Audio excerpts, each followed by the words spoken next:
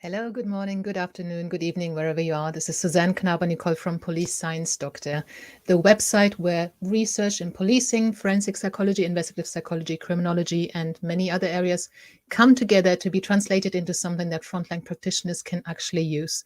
So one of the things I do is I've got a lot of teaching videos that are very accessible and very easy to digest, I would say, on the website. Everything that I record is also available as a podcast if you want to listen on the go. And every Tuesday, I email out 3 police science snippets. These are actionable pieces of research, most of them quite recent, that I think may be of some use to frontline practitioners in law enforcement and military and anything related, really. So I go through lots of academic publications and see which ones are not, because unfortunately most of them are very theoretical or they're very specific to a very certain research topic, and that is great, and it's very necessary that we do that. Let me just mute my phone. It's a little bit embarrassing. I've got that on just in case. It would be very unprofessional. And much of it is not directly relatable to by frontline practitioners. So I try with these police science snippets, I try to extract things that I think will be of use to you immediately. And I email them out to everyone on the free Police Science Doctor email list.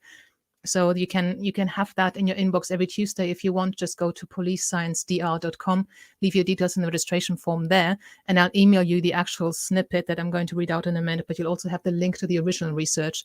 This is not research that I've done. This is research that I found and that I hope can be of use to you. So that's what I'm going to do in a minute. First of all, I wanted to say, though, that we've got, so I've got a learning platform, the Police Science Doctor Academy.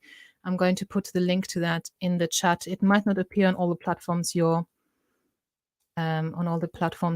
using at the moment. So this is going out to LinkedIn, Twitter, not Twitter, actually, LinkedIn, Facebook, and YouTube. But if you can't access this, go to policesciencedr.com, the main website, and just click on Learn. You'll get to the Police Science Doctor Academy. Now, what I want you to look at there is the Policing Organized Crime course. So there's actually a whole list of courses, I think about 18 or 19 listed. So there's individual sessions that we're going to do. And by we, I mean Chris Allen, that's this fella here. I interviewed him on the 2nd of December, as you can see. So he's a lecturer and expert and commentator on organized crime and transnational crime. He's put a number of courses together that are going to be taught live. So we are going to do the first 3, and these are single sessions. So one session is a 2-hour live lecture, and you've got a 1-hour discussion with you, Chris, and the other delegates. So we want to fill up more spaces for those. So we've got one session coming up on money laundering. So that's this April. So please, go to policesciencedr.com, click on Learn, and have a look at that. And you can book yourself onto that. And I'll send out the exact date later. So one is on money laundering, one is on firearms smuggling, one is on cybercrime. Okay, so if you're an investigator or if you're an analyst, these can be really relevant to you. So again, policesciencedr.com, click on Learn, look for the police and organized crime modules that are listed, and it's a single, these are single sessions, and you get 3 hours of very up-to-date content taught to you, and it's only £49 per person. Okay, so we've already had some police analysts sign up. We want to get more because it's taught live, and we want to have a group discussion going on. So for April, please do have a look at those. There's obviously an interest in there: money laundering, firearms smuggling, and cybercrime so far. So do have a look at that, please. So now let's get to the science snippets themselves. So what I've found for you this week is, first of all, male-on-male sexual assault in the military. A large proportion of male-on-male sexual assault in the military takes place after the victim ingested large amounts of alcohol and in many cases passed out, either in the victim's or the offender's barracks room. So it's the same pattern that we have, for everyone else who's not necessarily male, not necessarily in the military. You usually get raped. If you get raped, it's usually by someone you know. But there seems to be a specific pattern. And a few weeks ago, I had something about female military victims of sexual assault.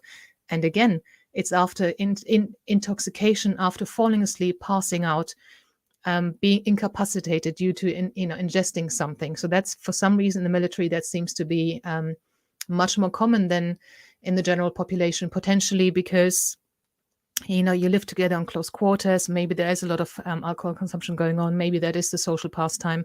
I'm not sure, but I've just found these two pieces of research about sex assault specifically in the military, one on female victims, one on male victims, and they both say the same thing. Most victims are actually quite incapacitated when this happens. Such assaults are perpetrated by both homosexual as well as heterosexual offenders. So it's not necessarily about a sexual preference. It's the power. It's the power thing of sexual assault, as we know. It's not actually about the sex necessarily. Unfortunately, the hypermasculine culture within the military inhibits reporting. So that was snippet number 1 in this week. Second one is women in policing. Women are less likely to be involved in use of force incidents. Agencies with more women experience fewer citizen complaints, and surges in women being employed by the agency often initiate organizational change, such as increased focus on community policing, reductions in sexual harassment, and a more highly educated police force. So basically, lots of advantages to employing more women into the police. But we've talked about it before, that the way that recruitment is done is still very much orientated. It's still about the action shots and the quick music.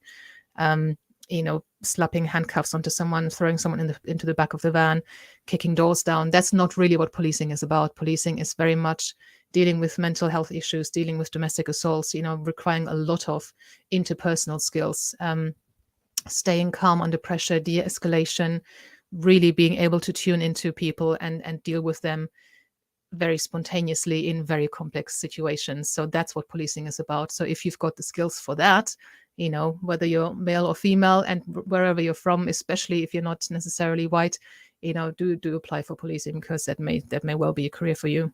And the third snippet for today is ethnicity in police shootings. Contrary to public perception, police officers base their decisions on whether or not to shoot at a citizen on situational factors, such as citizen gun possession, officer injury, and prior commands. I assume these are prior commands to tell the person to drop their weapon or something, rather than the citizen's ethnicity.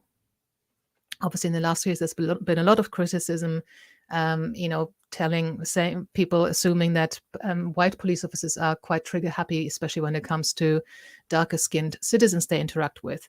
Now, this research actually shows that these decisions on whether to shoot at a citizen or not is not related to the ethnicity of the citizen. Also, what they found is that Hispanic officers were most likely to shoot at Hispanic citizens, so more likely to shoot at Hispanic citizens than white officers or black officers. So that weakens the assumption that officers are more likely to shoot at citizens from a different ethnic background to their own. So these are the snippets for this week. Again, I hope you found this useful.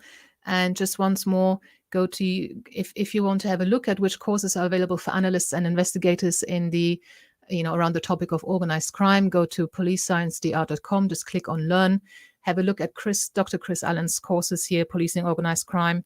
And we've got the first 3 sessions coming up in April is what we're planning. So these are on money laundering, firearms smuggling, and cybercrime. So I hope that you will find these of interest. I hope to see you guys on those courses, and I'll speak to you soon. Thank you very much. Bye. Thank you for watching. I hope you found this content useful. You can get access to each episode's transcript with key learning points, timestamps, and references if you get yourself onto my mailing list. Just go to the main website on policesciencedr.com, and on the bottom of each page you will find a sign-up form for notifications of new content. Just enter your first name, your preferred email address, and the type of organization you work for. You will not get any spam. This is just for me to let you know about new content and for you to get access to all the transcripts.